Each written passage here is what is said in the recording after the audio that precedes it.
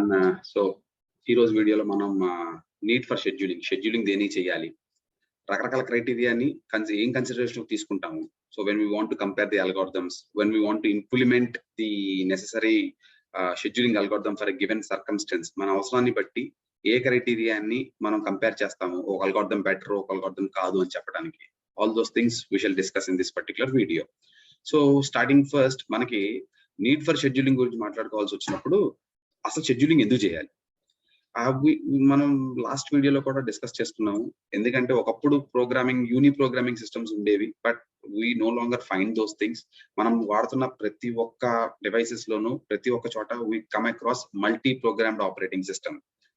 So ఈ multi programming operating system అంటే ఏంటంటే, generally here we have multiple programs that are loaded into your main memory, so that if that all the CPU becomes idle, అంటే CPU లోకి ఒకసారి ఒక process అనేది load చేసిన తర్వాత ఆ CPU గనక మనకి ఐడిల్ లోకి వస్తే, అంటే ఆ ప్రాసెస్ బయటికి తీయాల్సి వస్తే, the CPU can actually work on some other process. So దాన్ని మనం మల్టీ ప్రోగ్రామింగ్ సిస్టమ్ అంటాం. So multi programming system and multi programming system అంటే ఏంటంటే, where we have multiple processes that are loaded into the CPU, so that each one of the process can be executed on the CPU one after the another.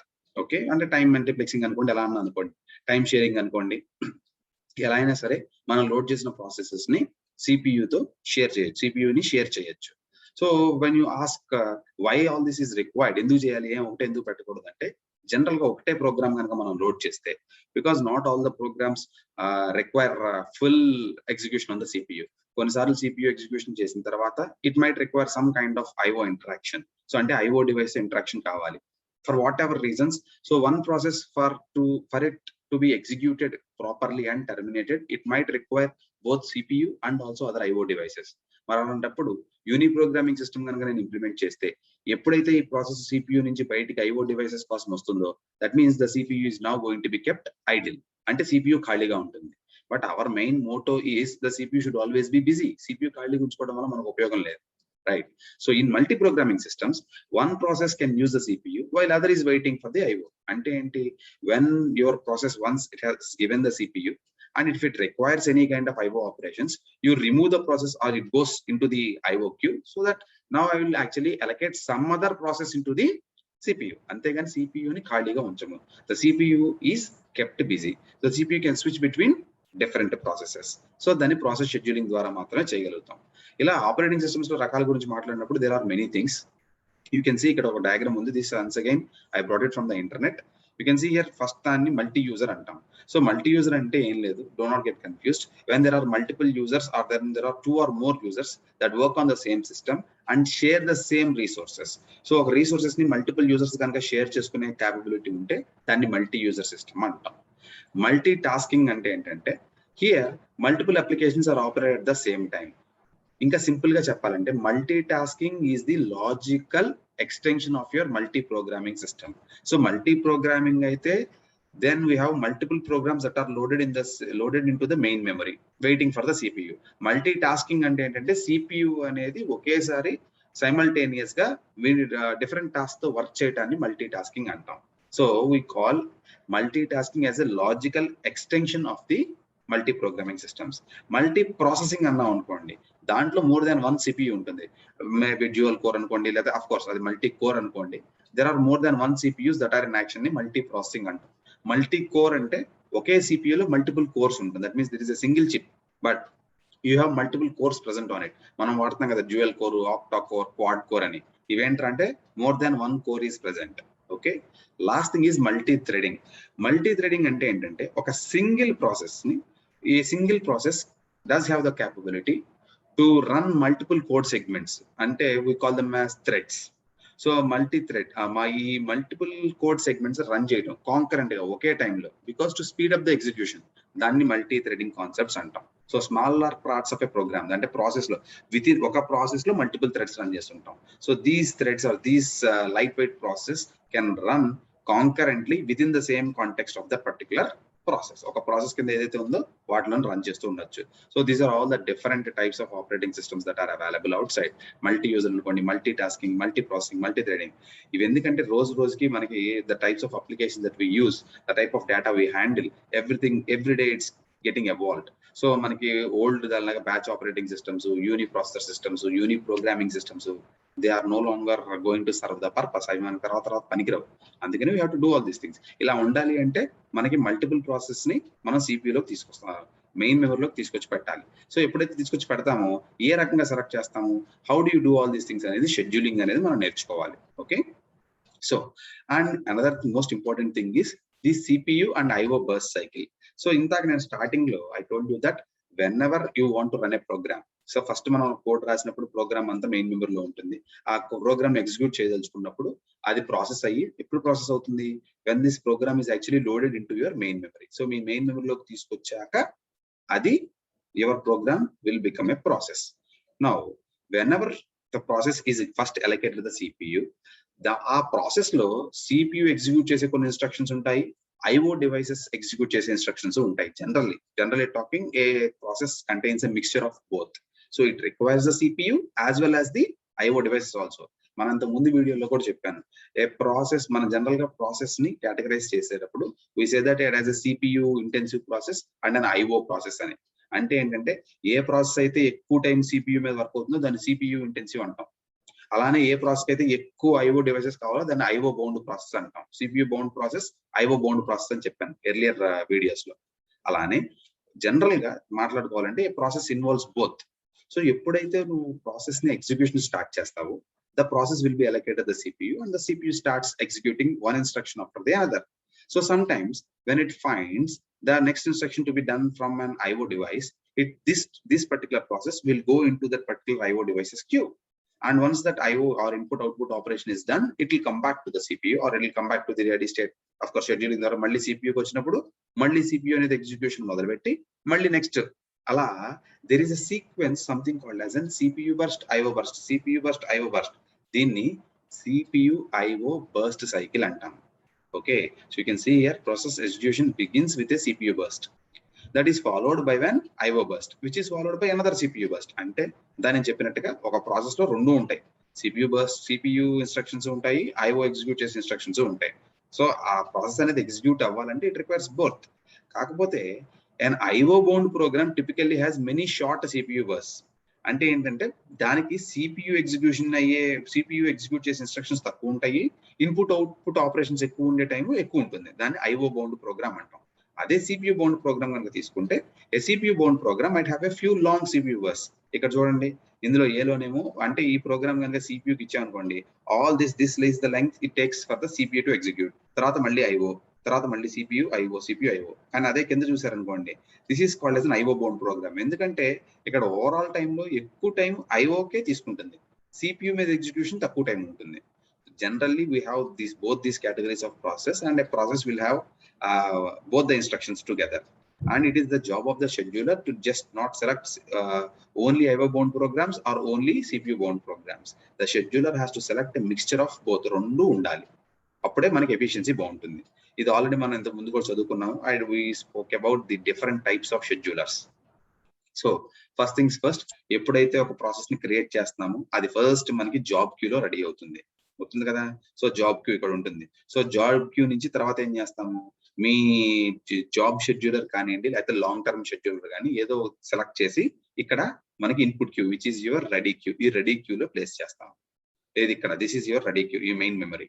So ఈ ready క్యూలో place చేస్తాం. So ఈ ready క్యూలో place చేసిన తర్వాత this is the job of the long term scheduler.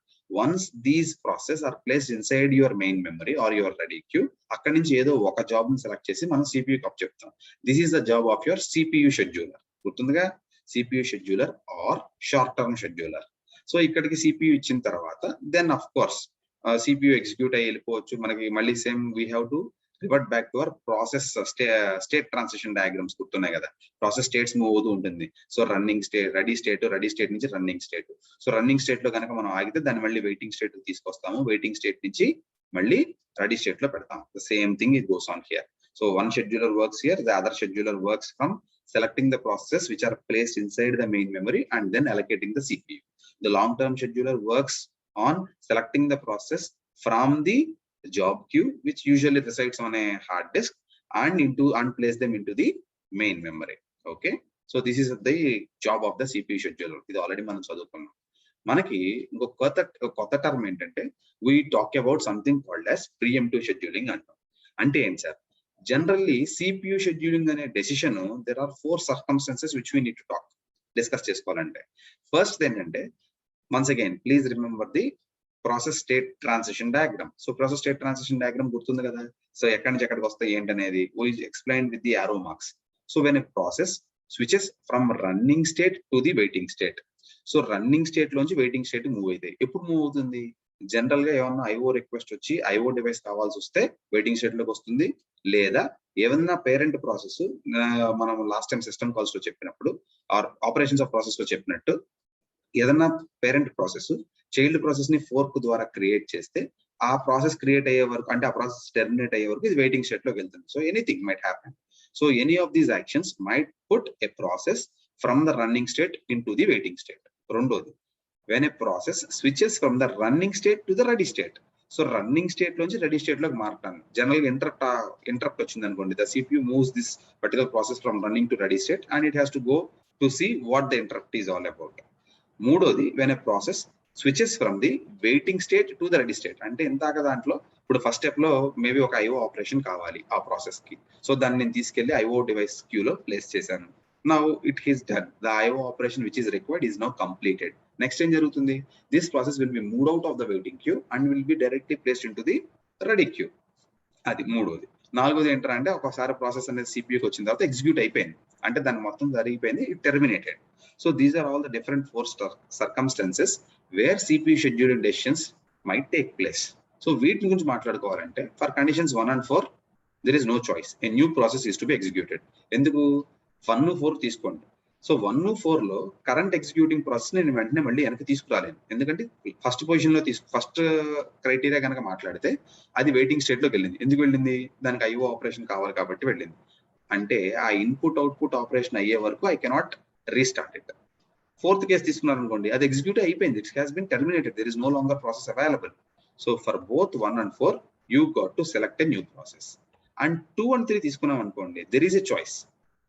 ఎందుకు sir అంటే either you can actually మనం బయటికి తీసుకెళ్లిన దాన్ని ఆపిన దాన్ని you can either continue running the current process are select a different one. అంటే మనం ఏదైతే ఆపామో దాన్ని మళ్ళీ తీసుకురావచ్చు, లేదా కొత్తదన్నా తీసుకురావచ్చు. యూ కెన్ సీ మనం ఏం చేసాం, ఇక్కడ ఇంటరప్ట్ వచ్చినప్పుడు వెనక పెట్టాం రన్నింగ్ స్టేట్ నుంచి రెడీ స్టేట్ లో తీసుకెళ్ళిన తర్వాత ఇంతకు దేని అయితే నువ్వు రెడీ స్టేట్ లో పెట్టావో దాన్ని రీస్టార్ట్ చేయొచ్చు, లేదా అక్కడి నుంచి ఎగ్జిక్యూట్ చేయొచ్చు, లేదా థర్డ్ దానికి వచ్చింది అనుకోండి వెయిటింగ్ స్టేట్ నుంచి రెడీ స్టేట్ లోకి వచ్చింది, ఇమీడియట్ గా దీనికి ఇవ్వాలని రూల్ ఏం లేదుగా. Either I can give this or I can select a completely different process. So if scheduling takes place under conditions 1 and 4 the system is said to be non-preemptive or cooperative. Under these conditions, దీని గురించి మనం intensive గా నేర్చుకుందాం. కాకపోతే మీరు తెలుసుకోవాల్సింది ఏంటంటే 2 varieties, non ప్రియంటివ్ ఒకటి, ప్రియంటివ్ ఒకటి. Once a process starts running, it keeps running until it either voluntarily blocks or until it finishes. దీన్ని నాన్ ప్రియంటివ్ అంటాం. నాన్ ప్రియంప్షన్ అంటే ఏంటంటే మనం ఒకసారి ఒక ప్రాసెస్ కి సిపియూని ఇచ్చిన తర్వాత ఆ ప్రాసెస్ అనేది ఎయిదర్ దాని ఎగ్జిక్యూషన్ కంప్లీట్ అయిపోయి టెర్మినేట్ అయినా అయిపోవాలి, లేదా వాలంటరీగా అన్నా సరే సిపియూని రిలంక్విష్ చేయాలి, అంటే వదిలేయాలి. ఇలా తప్ప మనం బలవంతంగా ఆ ప్రాసెస్ దగ్గర నుంచి సిపియూని వెనక్కి తీసుకోలేము. దాన్ని నాన్ ప్రియంప్షన్ అంటాము. We have the algorithms and we will discuss about these algorithms so that you can have a good idea.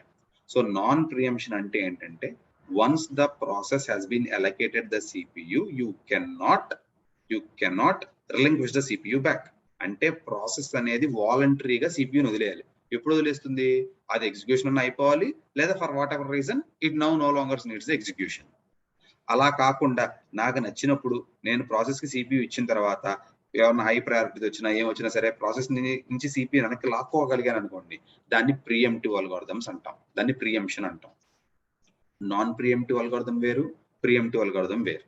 So దీని గురించి డిస్కషన్స్, ఎగ్జాంపుల్స్ మనం 1 by 1 అల్గోరిథమ్స్ చెప్పుకున్నప్పుడు వెళ్దాము. Don't worry too much about it. బండి గుర్తు ఏంటంటే non preemptive అంటే under no circumstances you can forcefully remove a CPU from the process. Preemptive అంటే ఏంటంటే ఒకసారి ప్రాసెస్ కి సిపియూ ఇచ్చిన తర్వాత నాకు అవసరం అనుకుంటే I will remove it, I can take it back. So these are the 2 things. And మనకి ఈ రోజు ఈ టాపిక్స్ లో ఇంకోటి వస్తుంది. This is new term which we haven't discussed earlier. దీన్ని మనం డిస్పాచర్ అంటాం. సో డిస్పాచర్ అనేది ఏంటంటే, ఇందాక మనం షెడ్యూలర్స్ గురించి మాట్లాడుకుంటున్నాం. షెడ్యూలర్ పని ఏంటి?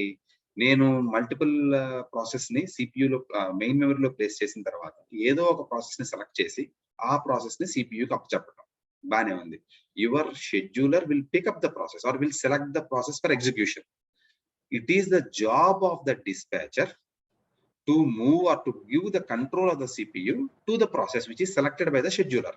Scheduler అనేది ప్రాసెస్ ని సెలెక్ట్ చేసిన తర్వాత ఆ ప్రాసెస్ ని CPU లో కాపీ చేయడం, అంటే CPU కి కంట్రోల్ ఇవ్వడాన్ని డిస్పాచర్ అనేది చూస్తుంది.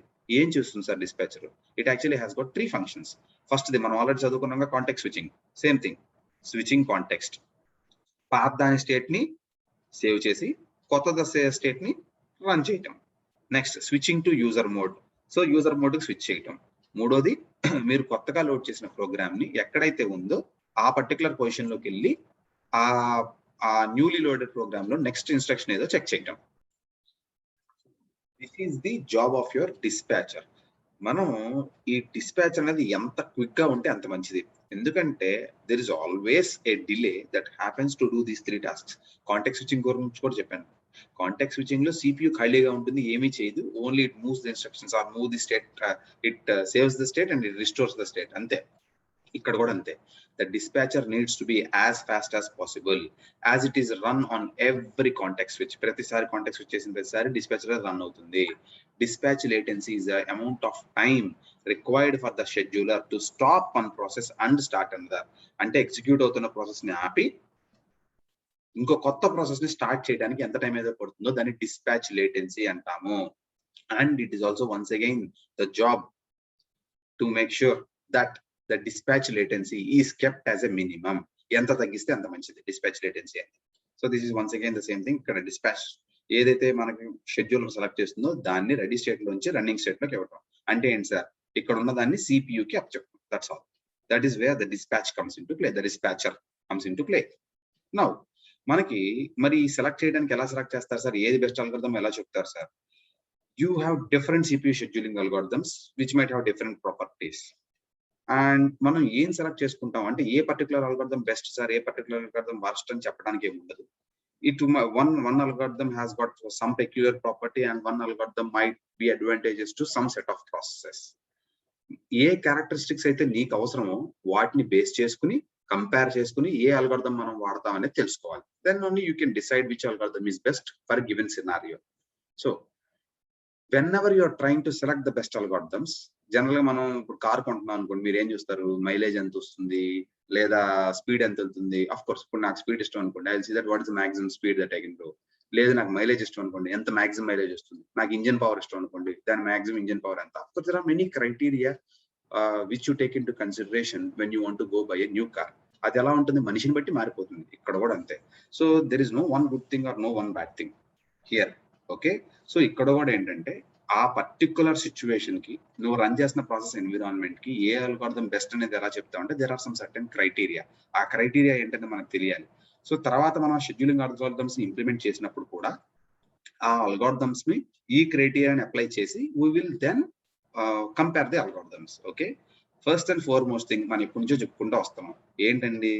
The first thing that we need to talk about is CPU utilization. మనం అసలు షెడ్యూలింగ్ అనేది ఎందుకు చేస్తున్నాం? Our primary objective is to make sure that the CPU is always kept busy. CPU అనేది ఐడియల్ గా ఉంచకూడదు, దాన్ని CPU యూటిలైజేషన్ అంటాం. మనకు ఐడియల్ గా అయితే CPU 100% బిజీ ఉండాలి. కాకపోతే ప్రాక్టికల్ గా మాట్లాడుకునేటప్పుడు because of this context switching and all these things you will not get that 100% utilization. Practically speaking, you will get around from 40% to 90%. తక్కువ నెంబర్ ఆఫ్ ప్రాసెస్ ఉంటే 40% CPU యూటిలైజ్ అవుతా ఉంటుంది. So many process ఉంటే కనుక 90% utilise అవుతా ఉంటుంది. కాకపోతే మనం చూడాల్సింది ఏంటంటే CPU యూటిలైజేషన్ ఎంతవరకు జరుగుతుంది. The next one is throughput. So throughput అనేది మనం నెట్వర్క్స్ లో బ్యాండ్ విడ్త్ కూడా చదువుకుని ఉంటారు కొంతమంది. Do not get confuse. ఇక్కడ ప్యూర్లీ ఏంటంటే ఒక టైం పీరియడ్ కి, అది 1 సెకండ్ అవ్వచ్చు, 1 అవర్ అవ్వచ్చు, 10 మినిట్స్ అవ్వచ్చు, ఎంత అవ్వచ్చు, ఒక టైం పీరియడ్ లో మాక్సిమం నెంబర్ ఆఫ్ ప్రాసెస్ ఎన్ని కంప్లీట్ అవుతున్నాయి అనేది థ్రూపుట్ అంటాం. I want maximize the throughput. ఏ సిస్టమ్ అయినా మాక్సిమం నెంబర్ ఆఫ్ ప్రాసెస్ ఎన్ని ఎగ్జిక్యూట్ చేయగలుగుతుంది అనే దాన్ని థ్రూపుట్ ద్వారా చెప్తాం. So this is the second criteria, throughput. The third criteria is something called as turn around time. దీన్ని కొన్నిసార్లు క్వశ్చన్ పేపర్స్ లో TAT అని కూడా ఇస్తారు. TAT, turn around time. ఇదేంటంటే మనకి సబ్మిషన్ అంటే ప్రాసెస్ ఫస్ట్ సబ్మిషన్ దగ్గర నుంచి అది కంప్లీట్ అయిపోయే వరకు మొత్తం ఎంత టైం పడుతుంది, the time required for a particular process to complete from the submission time to the end completion time, దాన్ని టర్న్ అరౌండ్ టైం అంటాం, TAT అని. Next one comes the waiting time, WT. Waiting time అంటే ఏంటి? It is the total sum of all the times that the process has weighted.